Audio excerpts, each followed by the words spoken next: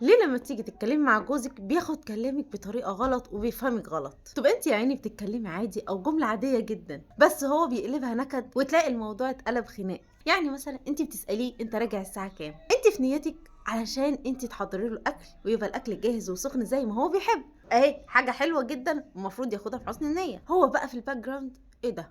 هي هتسألني من اولها رايح فين وجاي منين والساعة كام وكده؟ لا لا لا لا لا، ما بحبش التحكمات دي. وانتي قصدك مش كده خالص، فتلاقي الموضوع اتقلب معاكوا بخناق. وانتي قاعده بقى مع نفسك وبتراجعي الخناقه، طب انا قلت ايه؟ طب انا كنت قلبه وشي. الله، هو ايه اللي خلاه يتخانق معايا؟ في الفيديو ده بقى هنيجي نحط ايدينا على لب الموضوع، او نيجي نحط ايدينا على المشكله نفسها. ايه اللي خلاه يفكر كده، او ايه اللي خلى الموضوع يقلب خناق؟ وموضوع بسيط جدا. تعالي بقى نتكلم بشكل عام. ايه الحاجه اللي بالظبط كده كده تاني مرة؟ تعالي نشوف الحاجات اللي بتوصل الكلام العادي لخناق. أول حاجة ممكن بتبدأي كلامك بطلب. أنا بتكلمش على المثال اللي أنا قلته لكم دلوقتي، لا أنا بتكلم في العموم. بدأت كلامك بطلب وأنت جوزك ما بيقبلش حد يطلب منه حاجة، طبعا مش هيسمع باقي الكلام وهيقلبها خناق. طب أعمل إيه لو أنا عايزة أطلب منه حاجة وهيقلبها خناق وياخدها حجة؟ لا، أنت تعمليها له بطريقة السندوتش اللي قلت لكم عليها زمان. بتتكلمي عادي وبعد كده تقولي له طلبك، بعد كده تكلمه عادي تاني بطريقه حلوه او كلمتين حلوين بعدها. يبقى دي طريقه الساندوتش باختصار. اهم حاجه ما تبدايش كلامك بطلب على طول، لا انت اول حاجه بتتكلمي معاه عادي، ويا ريت بقى يستحسن لو انت حسيتي ان الحاجه دي هتعود عليه هو بحاجه كويسه. رقم 2، انك تبداي كلامك بالعتاب. ماما بيتلككوا، ما ينفعش لو بدات كلامك فانت كنت المفروض تعمل كذا وهو يقول لك طب ما انت كنت المفروض تعملي كذا، وتقعدوا تلعبوا بينج بونج مع بعض ومش هنخلص. خليكي ذكيه لما تيجي تلوميه على حاجه، حاولي ترتبي الجمله بشكل تاني. يعني بدل ما تقولي له انت لولا اللي انت عملته ما كناش وصلنا للمرحله دي، لا انت اتكلمي معاه قولي له في مشكله واحد اتنين تلاته، تعالى نقعد نحلها مع بعض بس.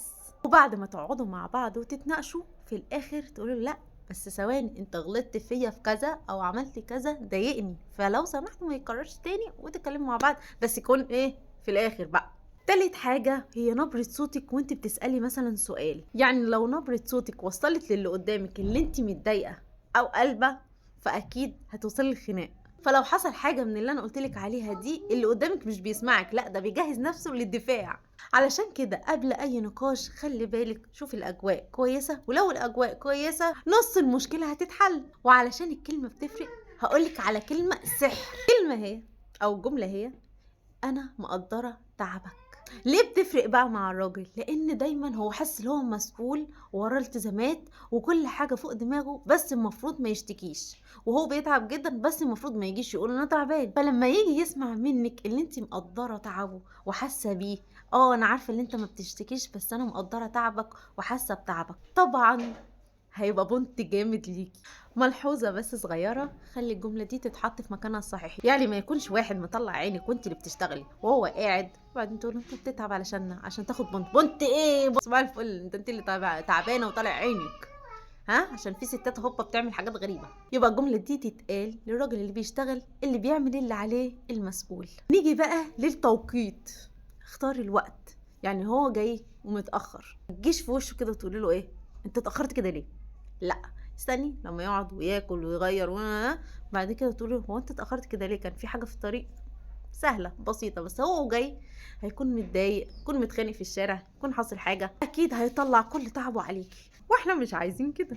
نيجي بقى وقت الخناق، تاخدي بالك من كل كلمة انت بتقوليها علشان ما تطلعش منك لفظ او يطلع منك كلمة تقولي والله ما كان قصدي، انا بس كنت في وسط الخناق كده فما خدتش بالي انا كنت بقول ايه. لا احنا ندرب نفسنا ان كل كلمة انا جاية من عقلي وفكرت فيها قبل ما اتكلم، علشان ما توقعنيش في مشكلة وتكبر المشاكل، وممكن يكون الموضوع تافه من الاول. يعني ما تجيش في نص الخناق وتقولي على فكرة انت مش حاسس بيا ولا بتقدرني ولا، وانت عارفه اللي هو بيقدرك وبيحترمك وكل الكلام ده ومن جواكي متاكده. فبلاش نقول كلمه تكبر المواضيع على الفاضي، ماشي؟ في حاجه بقى لازم تحطيها حلقه في ودنك زي ما بيقولوا، ان مش كل حاجه نقف عندها. يعني لو حاجه تافهه وتعديها ومش هتاثر علينا ممكن نعديها، بس لو في حاجه لازم استوب كده، ها، ما تقوليش خلاص هعدي المره دي وخلاص وربنا يسامحه. مفيش الكلام ده. ما ينفعش يبقى حاجه هتاثر عليكي او على كرامتك او على نفسيتك او على مستقبلكم مع بعض وتقولي عادي وخلاص وانا مش هتكلم معاه في الموضوع. اصل ايه قالت لي كبري؟ لا حبيبتي، ايه بتقولي كبري على الحاجات التافهه. لو حاجات هتاثر عليك وعلى علاقتكم ما ينفعش ان انت تعديها، لا بالعكس انت كده تبوظي الدنيا اكتر. وبس كده. ما تنسيش لو الفيديو عجبك تعملي لايك وتعملي شير علشان صحابك يستفادوا وكمان يعرفوني ويتعرفوا عليا ويستنوا الفيديوهات اللي جايه. وانت كمان استني الفيديو اللي جاي علشان قوي جدا. ولو عايزه تشوفي كواليس اليوم وباقي اليوم هيمشي ازاي هسيب لك لينك القناه بتاعتي بتاعت الروتين ويومياتي، هتشوفي كل حاجه قدامك بقى. وداخلين نعمل الاكل دلوقتي ويلا بينا، وهقفل ده وهكمل معاكم الروتين بتاع النهارده. قشطه قشطه. فما تنسيش تعملي اشتراك في القناه وتعملي لايك على الفيديو ده. وبس كده، سلام.